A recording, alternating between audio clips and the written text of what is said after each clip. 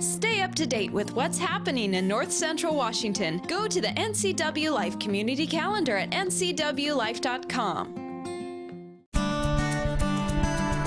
Welcome to Green Thumbs and Dirty Knees with Bonnie Orr. Each week, Bonnie and her co-host Dan Kuntz walk you through the do's and don'ts, the challenges, and the rewards of gardening in North Central Washington. So, let's garden. And welcome to this week's edition of Green Thumbs and Dirty Knees. I am Dan Kuntz. I don't know what I'm talking about. She's Bonnie Orr. She knows what she's talking about, and you're going to discover that over the next hour. Welcome back for another week of fun. Indeed. Fun. And it's going to be lawns today. All about lawns today. We'll start right off the top. We've talked about this in previous episodes. Wettest October that we've had in North Central Washington in recent memory. It just poured rain in October. And then in November, it was almost like June. It was just so warm. We talked about last week and the week before how that affected plants and shrubs and roses. How did it affect yards, lawns? Well, the thing that's really affecting the lawns is that this is the coldest of March. Yes, okay. Okay, and we have not had a night over 40 yet. And so therefore our soil is still cold. And the time when you really want to think about things is when the soil gets to be 50. And we are just about there. Just about there. If you had a fairly healthy yard, and we'll talk about this as well, if you put your yard to bed, for lack of a better term, the right way before the snow fell, you're off to a good start for spring. That's as right. always. As always. Yeah. And you know, I mean, like, and now if you do the care that has to be done, you will have a healthy yard all the way through. Whereas when people don't do what has to be done in the springtime, then we hear these, the weeds in my yard, or the irrigation water brought in all these weeds, you know, which is an old wives' tale. So it's not true, what I hear? Because I've always heard that. I know, but that's how people cover their poor behavior. So I was always told that the first couple of weeks when the irrigation ditch is on, this is full of weed seeds and that, and It's full of dirt. This is full of, that's what it is. It's full of dirt. That's what it is. So it's all about lawns today. And even if you did not have a good year last year and you're off to a bad start this year, you can save your lawn. That's right. You can save your lawn. It's going to take a little bit of work, some elbow grease, but you can do it, all right? It's all about lawns, the to-dos, the not-to-dos, the good, the bad, and the ugly on this week's edition of Green Thumbs and Dirty Knees. We'll be right back on the NCW Life channel. Green Thumbs and Dirty Knees will be right back after this. Is your vehicle in need of a quick oil change or tune-up before hitting the road this summer? Stop by Quick Lube and Tune, the home of the good guys at 610 South Wenatchee Avenue. Welcome back to Green Thumbs and Dirty Knees on the NCW Life channel. Green Thumbs and Dirty Knees, all about lawns today. Let's get things going with the most important thing about grass. There are different types of grass. There are many different kinds, and every region of the country has different types of grass. And sometimes you read an article about grass, and it will not be one that thrives in our area. The lawn mixes, the seed mixes you get, or the sods you mix, have three parts of them in our area. It has Kentucky blue, and Kentucky blue is a tough grass. It greens up a little later. The soil has to be quite a bit warmer, and it persists, but it doesn't have that green start right at the beginning of April. It's usually doesn't start to thrive till the soil is about 60 or maybe even 65. But it has a reputation as being a hardy grass. And it's hardy, and its hardy companion is perennial rye, and that's a tough guy also. And then the third part is fine fescue. And fine fescue is precocious. It just starts out early in the spring, but it goes dormant as soon as it gets above 85 or 90. And those are the brown spots you see in your lawn that you can water until you have flooded your house, and it's not going to green up. But as soon as it gets cooler again, in the end of August, after August 15th, it greens up again, and the Kentucky blue has gotten tired. Do garden centers really good about carrying the right kind of seed for this area? And you should ask that question. What are the makeup? What three parts are there involved? And these are the ones that thrive most easily: perennial rye, Kentucky blue, and fine fescue. And here they are right here. You have an example of each of them? Yes, and I have a few other things too. Okay. Okay, because I believe that, in my personal opinion, is that lawns need to have a great deal of variety for the health of the soil, for the health of the environment. So here is the fine fescue. Okay, you see the blades are very thin. Okay, and so that's the fine fescue. And then here is, okay, now this is a guy here who you don't necessarily want in your lawn, and I have a little bit of it in my lawn. I love tearing things up here. This is quack grass, and it has those long white runners. I don't have very much of it, and you can just see, you can pull it out. Okay, so See, I would assume this is just a weed. well, You know, it's an undesirable grass kind. And it doesn't have much roots at all. I mean, it's Well, like, it really does, but we didn't. We didn't, We okay. didn't. And then I always have a little clover in mine. Mm-hmm. I like what it does to the soil, and I like the fact that it attracts bees and other pollinators. And it's environmentally friendly. And it's environmentally friendly. And then, okay, Kentucky Blue is the guy who is the workhorse. It is probably the most prevalent that It you'll is. find here. And you see, it has these really thick stems that are on top of the ground, and that's what makes the thatch. Mm-hmm. Okay, so this is the one that works the hardest, but also causes the most problems. And that's what we're going to look at, is what kind of problems it causes and how you can avoid them. So those are the three kinds of grasses. In my neighborhood, and you're familiar with this, we have 3 front yards that all have grown together. Mm-hmm. It's basically one big lawn. If there's 3 different types of lawn, will Kentucky become dominant and take over the other 2? Not necessarily. Okay. Because they're different. See, now here's a fine fescue. You see, it's kind of bent a little bit, and it's much thinner than the Kentucky Blue. The Kentucky Blue will not take over, because what will happen is that it doesn't start till later and it quits earlier, and so that's when the fescue fills in, or other types of grasses fill in. The things that if you have an unhealthy lawn, you are going to have weeds. No two ways about it. It's simple about that, right? And many times they go, oh, my the weeds killed my grass. No, your grass was not healthy, and that is why the weeds said, oh, look what we have here. We have water and we have fertilizer, and we're going to grow. And the most common weeds, of course, the most common one is dandelion. Mm-hmm. And one of the neat things about dandelions come up when the soil is 50, Okay. and they bloom at 55. Now, this is really important to know, because this is going to give us some really good temperature indicators Okay. that we need to know. Then there is one called oxalis that looks like a teeny shamrock. Has either yellow or white flowers. Sometimes it has red leaves, dark red leaves, and it covers. And you know, if you get this where it's out of control in your flower beds, you might as well just give your head a shake and say, my gosh, I have a living mulch.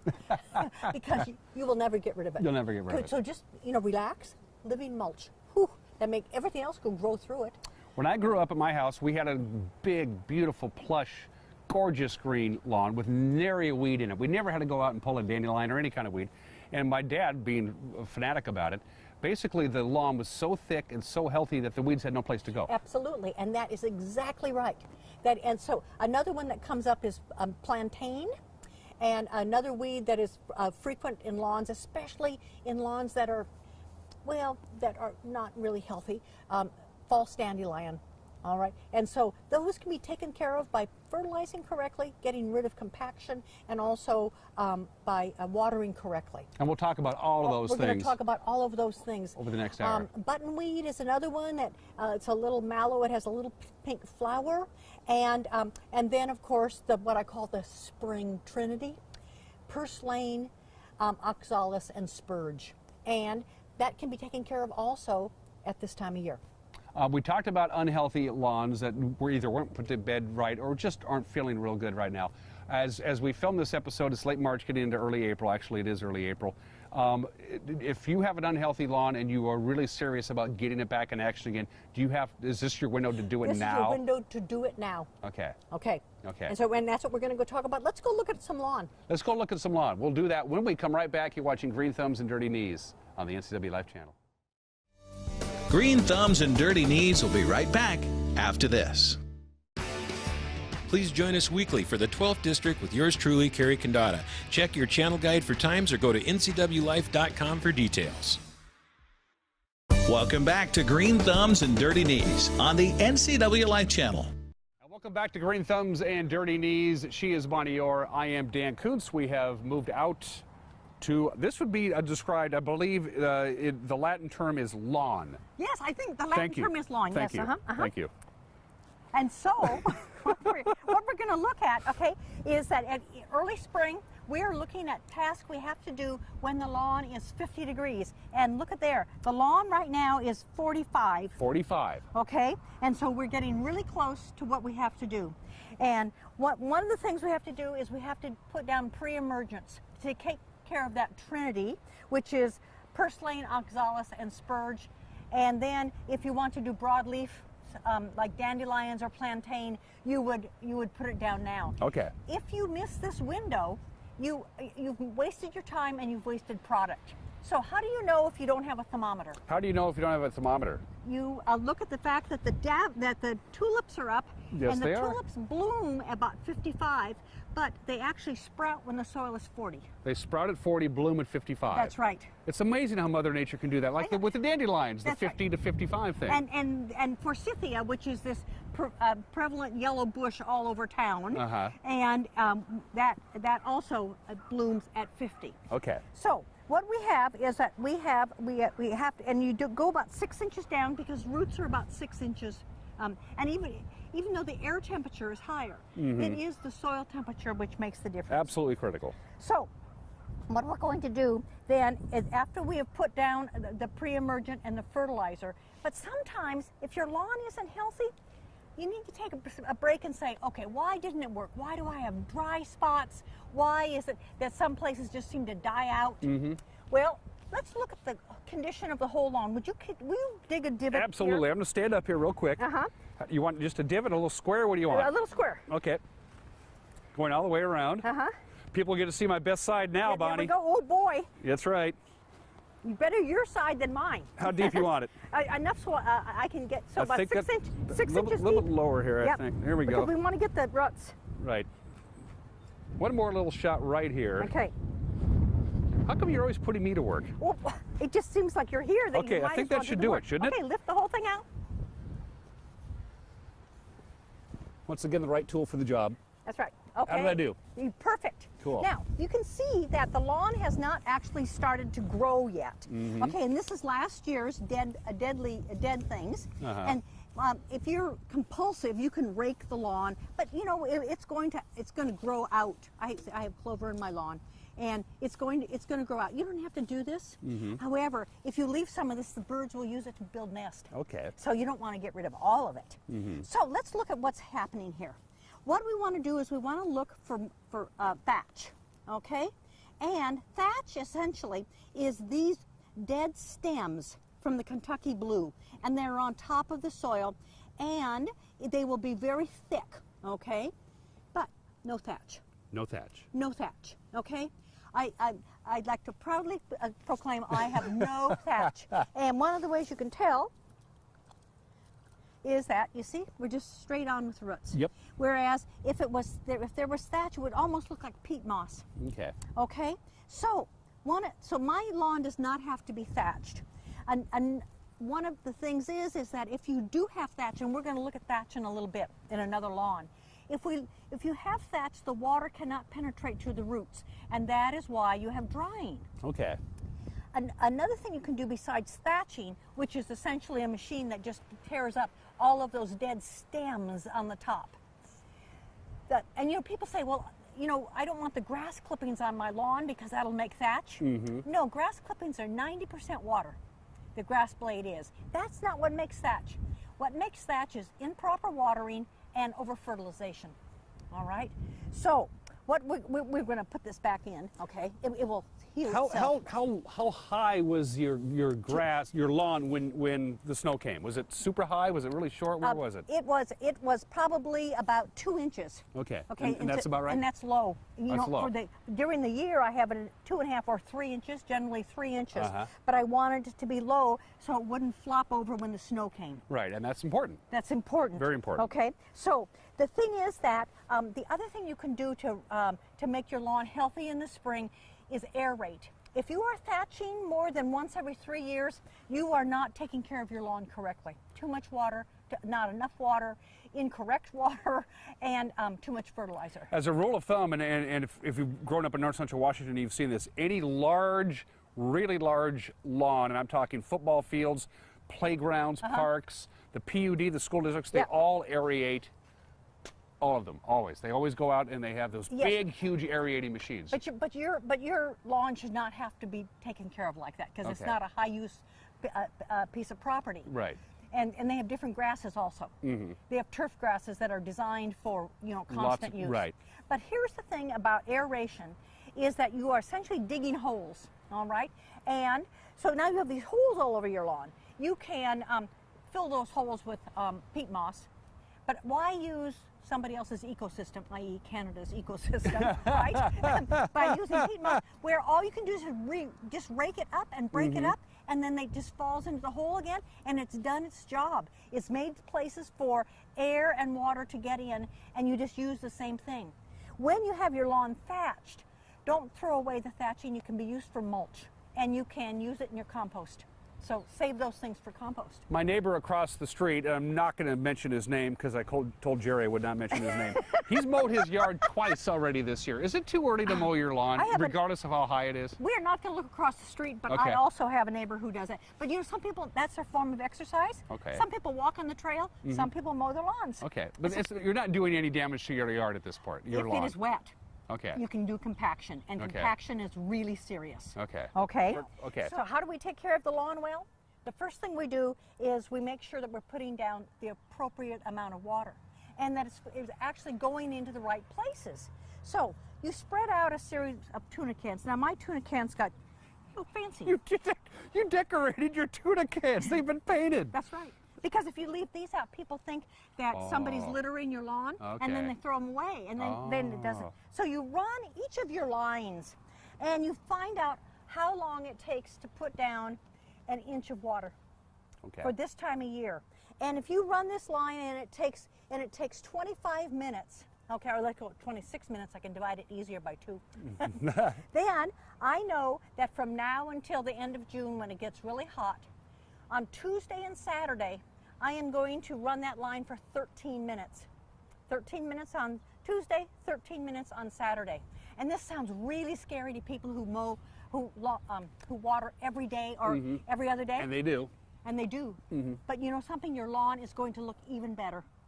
Because? Because the roots are going to go deeper to follow the water. They will not stay at the surface and be shallow. Ah. And you just have to do this on faith. Okay. And I should get people The roots are going to find the water. They're going to And find if the water's down there, it's going to go, okay, I'm going down. That's right. And, Okay. and they will be much happier. And that's one of the reasons why you want to get rid of thatch. And also you want to get rid of, you want to aerate, is so that the water can go gets down there. That's so the whole water idea. Can get down Yeah. there. Okay. The other thing is you water not when it is windy, and that's really hard here. But if you're only watering twice a week, you can find a time, that's better.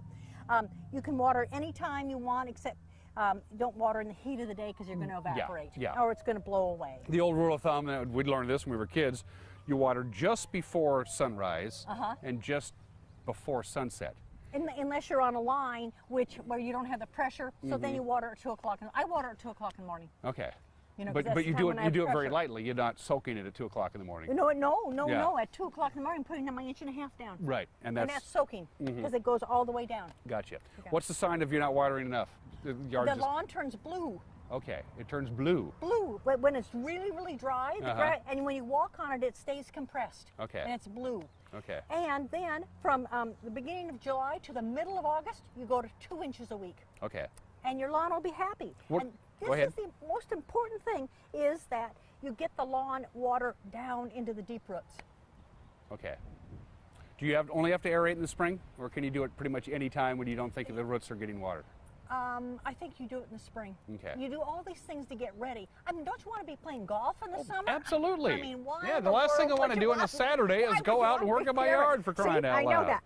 Okay, so the other thing you do in the spring is you fertilize. Okay. Okay? And you choose the fertilizer that you are comfortable with, and you spread the fertilizer. Now, I never fertilize. And that's one of the reasons I do not have any thatch. Okay, there's enough nutrients in my soil without for me to fertilize. Now, other people who want to have a deep green lawn, then you're going to fertilize. And the time to fertilize is when the soil is 55. And I've known that in some of the stores in town, there has been bags of fertilizer being sold, and I've been watching people carry it out. If you put it down while the ground is cold, 45 degrees, Right. it is going to wash away in the rain. The grass cannot use the fertilizer until it is growing, and the worms don't even start moving until the ground is 50. Okay. So, And every instruction book I've ever seen, or that comes with a fertilizer, is you fertilize and you water immediately, or hope it rains. or hope it rains. No, But that's part and parcel. You fertilizer and then you water right away. But the important thing is the reason you put the fertilizer down is you want the grass to use it. And if the ground's too cold, the grass is not going to be using it. Right. I understand So completely. early spring, you fertilize. Okay. Then that is early spring as in April this year. Yeah, it's been a late spring. Yeah. And then you do it again in beginning of June. Okay. And then you never do it again. Oh my God. Can you live with that?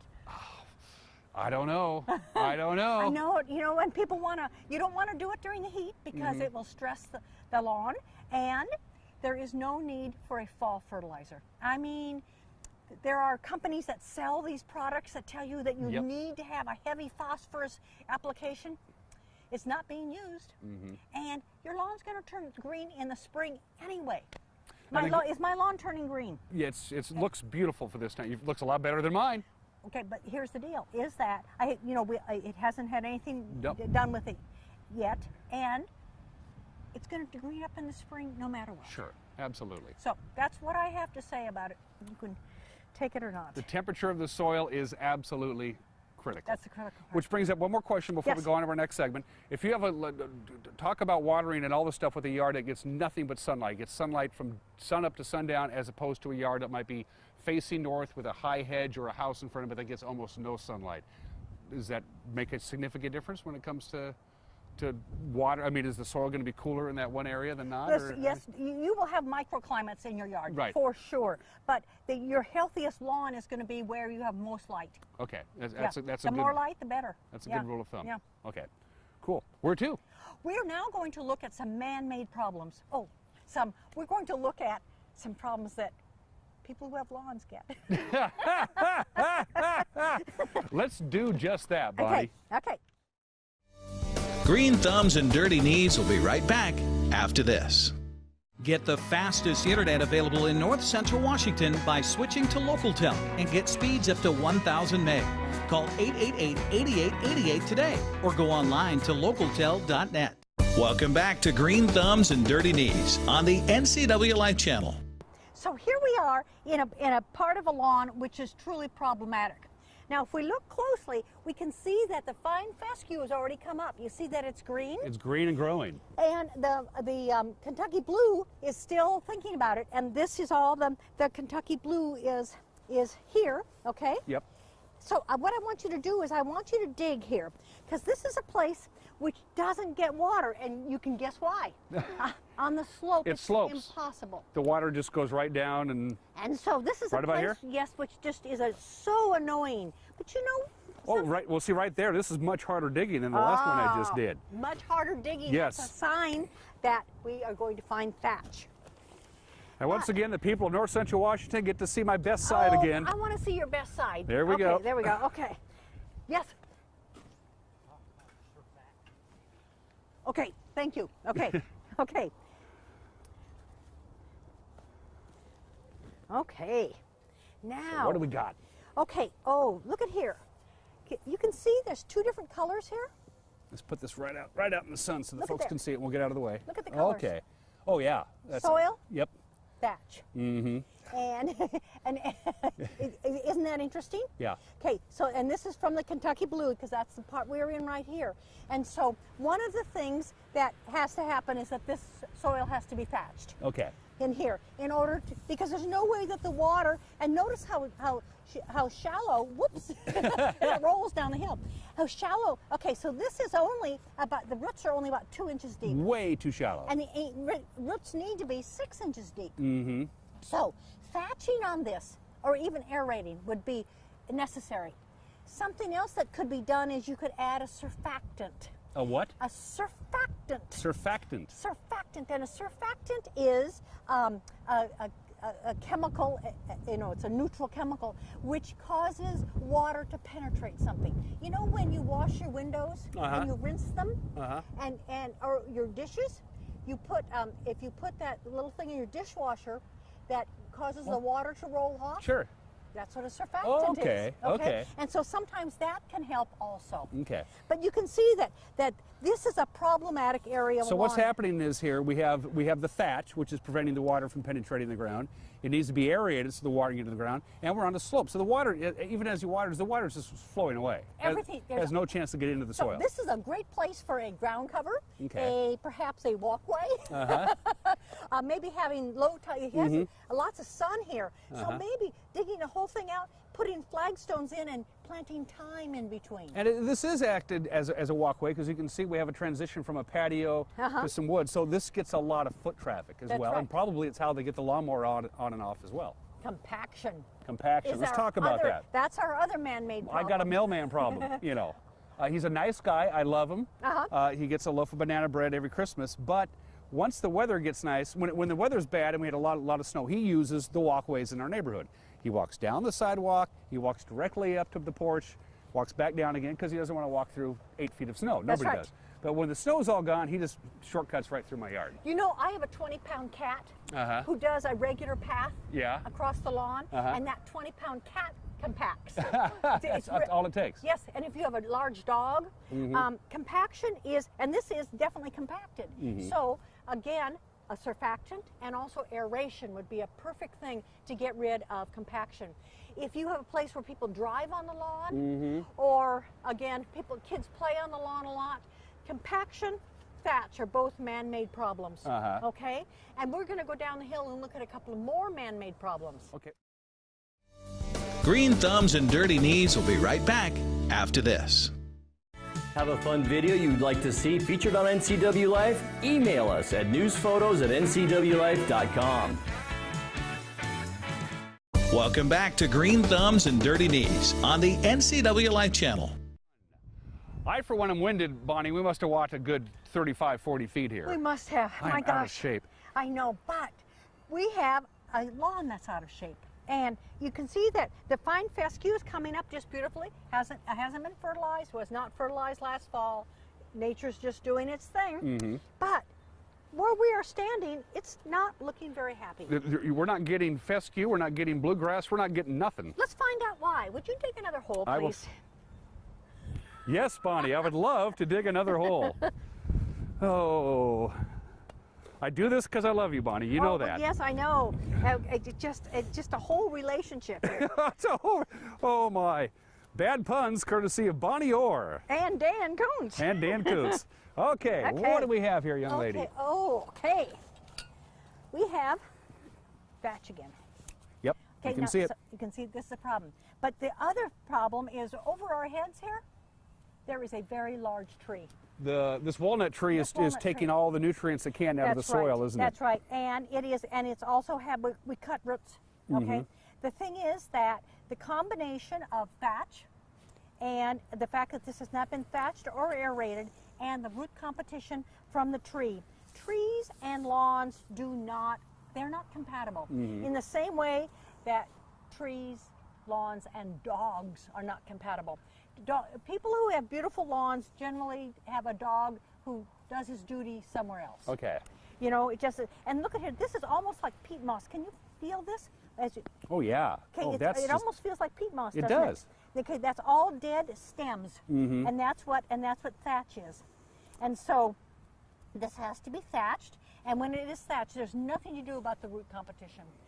Again, maybe a surfactant to help the water go down deeper, but the roots are so shallow. This is probably never going to be fabulous lawn here. And also, guess what else happens? What's that? Shade. Yeah, and I was going to mention that. This is a walnut tree, right? That's right. And so now the walnut tree, I want to backtrack, has fairly shallow root system, right? Right. Does that make, say we have a tree that has a fairly deep root system. It goes down quite a bit before it spreads out. Would that be a more preferable tree in this circumstances? That's an old wives' tale. Okay, again, I'm learning things. Okay, trees. Uh-huh. Almost all their roots are within the top 12 inches of the soil. Wow, okay. All trees. Okay, because they want the air, sure, and they want the water, and they want the nutrients. And of course, the best thing you're doing by fertilizing your lawn is fertilizing the trees. So the combination of shade, we have a huge ash tree and this huge walnut tree, shade and the thatch. And the root competition. The ash tree and the walnut tree are going to win this competition every time. That's right. The yard really doesn't have much of a chance right with here. The shade, not right here. Right. Okay. Now, there's another man-made problem. If we just look slightly that way toward the yews, which is a hedge, and that is an area which always gets a fairy ring. Okay. Okay. Fairy ring are those mushrooms. Okay. Yes. Yes. Now okay, I know what they're called. Marasmius is the type of okay, so what happens is that it usually starts small and then it gets bigger and bigger and bigger. And several reasons why in this particular area is compaction, okay?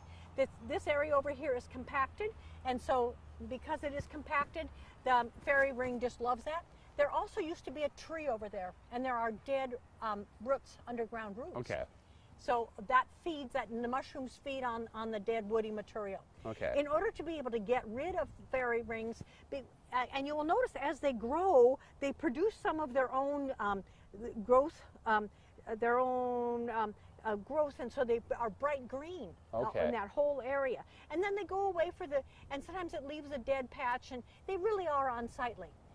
As soon as it appears, what you do is you take soapy water, and you use soap, not detergent. Right, that's really very important. Yeah, you use soap, as in ivory soap, or else, you can have, I always keep the bars of soap that somebody gives me for Christmas, that, these beautiful handmade soaps. I grate them up. We won't tell anybody. It'll be our secret. Our secret. But it's the perfect thing. And I use that shovel, and I just cut all the way around, okay, in like it would be around the edges, and I would pour that in, and it acts as a surfactant, and it dries out the roots of, they aren't real roots, right, the mycelium of the mushroom. Okay. And that's how you get rid of it. But that's another man-made problem. So we have lots of things that happen in lawns that can be taken care of, and if they're taken care of at this time of the year, you're set. Which is the purpose of this particular episode, because this is the that time amazing? of year to get at it. Get at it. Yes, is. absolutely. Okay. And it really, I just love the fact that you can see how the fescue is so easy to grow. And if we come back in August, this fescue will be all down because it will have gone dormant. But the watering it is not going to make any difference. No, it's not. It's not. And that's the first, my guess is your instinct is, oh, it's looking kind of brown and dry. I think I'll water it. Well, it's not. All you're doing is watering that thing. That's right. But here's the other thing is, this is looking brown and dry. Why is this looking brown and dry? It's compacted, it has heavy thatch, and it has root competition. Yeah. So you either have to decide to do something about it, or else you have to eliminate the lawn. This could be maybe this is shady. You could put hostas in here. You could make a flower bed. And I love the idea of doing something different. What do they say? You do the same thing over and over again and hope for different results. And hope for different results, well, yep. You know something? People do that, but you don't get different results, so you do something different. And that makes your life so much easier, doesn't it? It does. It does. What are we to do next, Bonnie? I want to learn more. You want to learn more? Okay. We have more dry spots. Okay, and then that is primarily it. So one of the things that I would like to show is that, okay, this, okay. Yeah, let's get a shot of this. Let's get a shot of this. So this is fescue? This is fescue. Right. And it is growing vigorously, and you see it's greener and denser. What do you think it is? Well. It has a nitrogen source. Okay, so there's something in there that said, hey, I'm happy here. Here I come. Well, there's something going. I mean, why just this particular patch? Oh, you mean I'm putting my hands in where a dog is yes, defecating? No, he's fertilized this. Okay. Okay, the urine has nitrogen Sorry about that. That's okay. You can say that. You can say that. Okay, but you see, okay, so if you, as I said, dogs and lawns are not always compatible. If you Right. really want that golf course look, you can't have it with a furry little creature. Okay. Okay. So a dog has been doing his business here. That's right. Okay, and of course the grass just loves it. And- Hey, but- all and- right. But look at how this grass. Okay, this is the ultimate fertilizer. Okay. Urea is the ultimate fertilizer. So you have one of two choices. Don't let the dog go in the yard, or have every dog go in the yard. That's right. So the whole thing looks like this. So those are the primary lawn problems that we see, you know, in this area. And they can be taken care of by watering carefully, thatching. I mean, just doing the right thing. Mm-hmm. And putting your yard and your lawn in the right place. As long as these trees are here, and even after these trees are gone, it's going to be a problem. That's right, because you would have furry ring from the dead roots. Okay, Okay. cool. And so if you decide to have them gone, but you know, who said that you have to have a lawn that is perfect? That's true. If you look across, okay, down the street, on your street or any street, you just walk down the street and there's this, it's green and it's cool and it's pleasant. Well, what's wrong with that? Okay. Yeah. If you know, there are people who go out and trim the edges of their lawn with the nail scissors. And Everybody needs a hobby now. everybody needs a hobby, but not everybody needs to have a compulsion with lawns. And I'm giving you permission not Okay. to feel compulsive. Good, Yeah. because my yard needs work. I mean, my lawn has issues, but I know what I'm going to do. First thing I'm going to do is aerate it. Okay. Because I don't think I've ever aerated it. As you well know, when I put my current lawn in, which was a couple of years ago now, we ripped up the entire yard and we sodded. We bought sod, beautiful sod, lovely sod, but it was late August when we put it in. Wrong time to do it. Didn't matter how much we watered, and of course they told us you got to water the heck out of this thing for a long time so the roots can get going, and we treated it just right. The soil. You know, we did everything that they told us to do. We laid down the pre-treatment stuff, and then we watered, and it just didn't happen. And as it turns out, it was just simply too late in the year. That's about it. It was too hot. It was hot. It was too very hot. Okay, so that's one of the reasons why you don't fertilize, you know, during the heat, and also you cannot.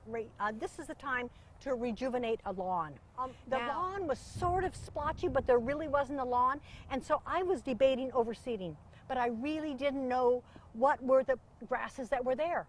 So I went and knocked on all my neighbors' doors and said, "Don't freak out, but I'm not going to mow my lawn until June 1st." Okay, just trust me, there will be a beautiful lawn here, because there wasn't at that time. So what I did is I allowed the lawn to grow, and it got to be about this high. That's how. I mean, if that happened in my neighborhood, my neighbor would come over and mow my lawn when I wasn't there. Well, you know, but that's why I told everybody, don't freak okay, out. okay. It got about this high, and it went to seed. But a couple of other things happened.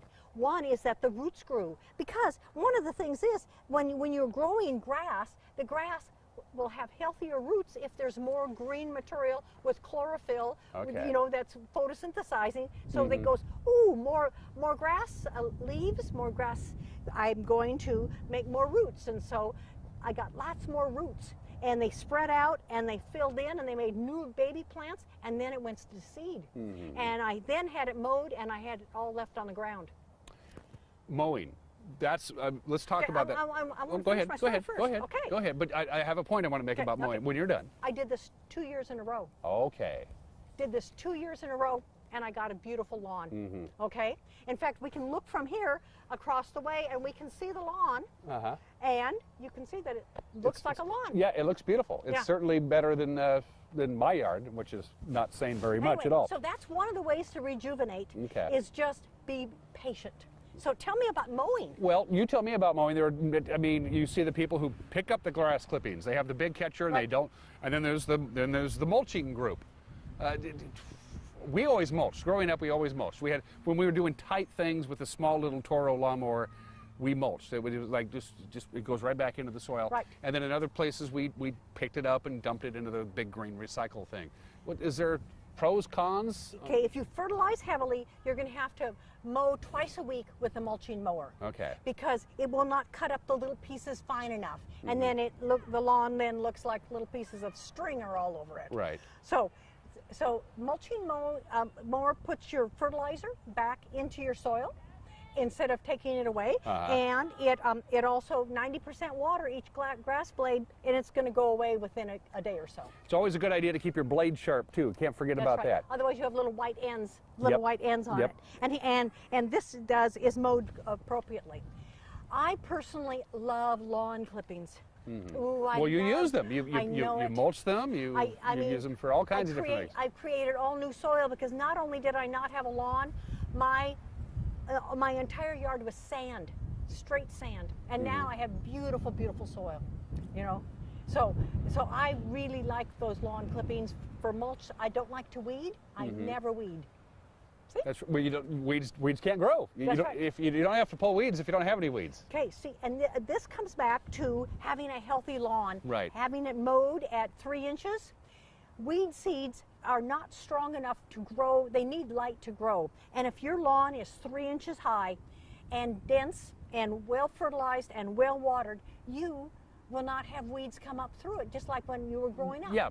Because it was a healthy lawn, and a weed seed isn't quite strong enough. Now, there's going to be weeds coming up in here, okay? Because we are in a place where there's just lots, because the weed seeds can settle into the thatch and grow. They don't care. Yeah, no, weeds you give the weeds a toehold and they're in. That's right, that's right.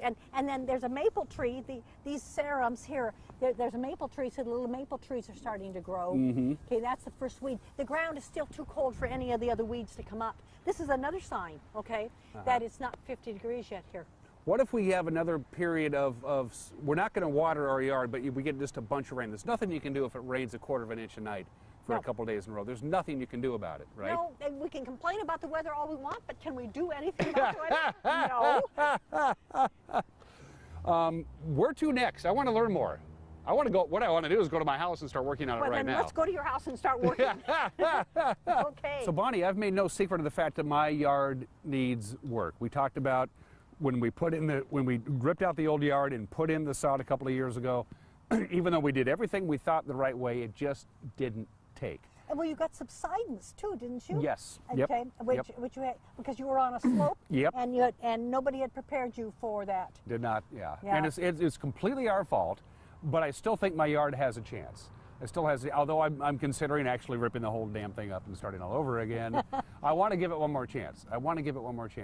I have that one area I told you about where it's compacted down from people walking on it. I'm going to aerate that. Going to aerate the heck out of it, and get that soil and get those nutrients and get that water down in there so that the grass has a chance to get going again. See, so patience. You see, like in the same way that I spent 2 years and I worked on other projects. You know, life isn't full of instant answers sometimes. But if you have just moved into a house, or if you have a lawn area that you really do want to redo, there's a number of ways of doing it. You can herbicide it. Okay, the whole thing. Just kill it. Just kill it. Okay, and then rototill it. And now, if you have a tree in the lawn, you are going to disturb the roots mightily. So you could be hurting the lawn roots with the rototilling. But you do have to have enough soil that's free in order to be able to do that. And then you can hydroseed. And hydroseeding is where you hire somebody to come in, and it's a slurry. Yep, they have that big brrrr, and they basically paint your dirt. They paint your soil green. With fertilizer and grass seed. Okay. It's pricey, but it's very effective. And a lot of this is all about prep work too. That's right. It is. I mean, I'm going to hire a sod company. I'm going to hire a hydro seeding company. If they don't treat the soil correctly before they do what they do, your yard's not going to make it anyway, is it? That's right. So. And it is. Speaking of being patient, if you seed it yourself, making sure that the seeds are distributed evenly, making sure that the dog and the kids and everybody stay off it, because if you compact it by walking on it after you have seeded it, well, you do roll it so that you won't have subsidence. But after you've rolled it and then you've put that on, you have to stay off it, and you have to make sure that the water, the top 2 inches stays moist the whole time. It would be nice if you could cover it with saran wrap for 2 weeks. You know, and so that would be. Where the house I grew up, the yard, as I mentioned before, was absolutely immaculate. Every blade of grass was planted. We didn't hydro seed, we didn't sod it over, we didn't do anything. We planted every last. But did you use plugs? I don't know. I think we just scattered the seed. Okay, because you can also do plugs. I mean, speaking of hands and knees work. Right. But if you want a particular type of grass that has a different look or a different feel, plugging would work. Okay. You know, one of the things I haven't talked about is mosses. Speaking of watering Please. a lot, you know, people go, "Oh my God, the moss has killed my grass." Moss has no roots. There you go. So the moss is. Moss is going, "Oh, look at this space here. Yeah. Oh, this is bare ground. I think I'll take care of it." Okay. So you can't blame moss on killing your lawn. And people go, "Well, if I water too much, you'll just get moss to grow instead of the grass seed." Well, that's not going to happen. Mm-hmm. Yeah. So no, you can do. I mean, then this is the time of year, and you know, there's lots of resources in the community that you can ask. You can go and ask some master gardeners. Absolutely. You can go to garden centers and find out how to do a lawn. Mm-hmm. Absolutely. I've learned a lot today, and when we come back on Green Thumbs and Dirty Knees, we're going to recap everything we learned. It's all about lawns on this early spring edition of Green Thumbs and Dirty Knees. We'll be right back. Green Thumbs and Dirty Knees will be right back after this. For all the latest news in North Central Washington, go to ncwlife.com or find us on Facebook. Got a news tip? Email us at news@ncwlife.com or call 888-2020. Welcome back to Green Thumbs and Dirty Knees on the NCW Life channel. Well, I learned a lot today. I always learn a lot when I'm with you, Bonnie. Aren't we going to have wonderful, beautiful lawns this year? Well, I have, as you well know, I struggled with my yard last year and the year before that because I made mistakes. I'm not going to make those mistakes again. I promise. And I'm not going to have the mailman walk right through my yard when he puts the mail in my box anymore. I'm going to make him use the sidewalk. Yeah, because compaction truly is a problem. Yeah. And if you can avoid compaction, if you get rid of the weeds now, before they really get going, and you water properly, voila, is that easy? And fertilizer. We talked about fertilizer. Yes, and fertilizing appropriately at the right times of the year. Again, if your yard is struggling, just be a little patient. It'll get there. It'll get there. You just don't give up on the yard because you want to be a good neighbor. It's like me having 2 years on my lawn, as Yes, I told you about. It worked out perfectly. Worked out perfectly. So that's it for this week's edition of Green Thumbs and Dirty Knees. Keep watching, folks. Our ratings are sky high. This is the highest rated show we have ever done on lawns. Highest one? Yeah, it is. It's amazing. It's the only one we've ever done on lawns. Everybody have yourself a great time. We'll see you next week. Take care. Bye-bye.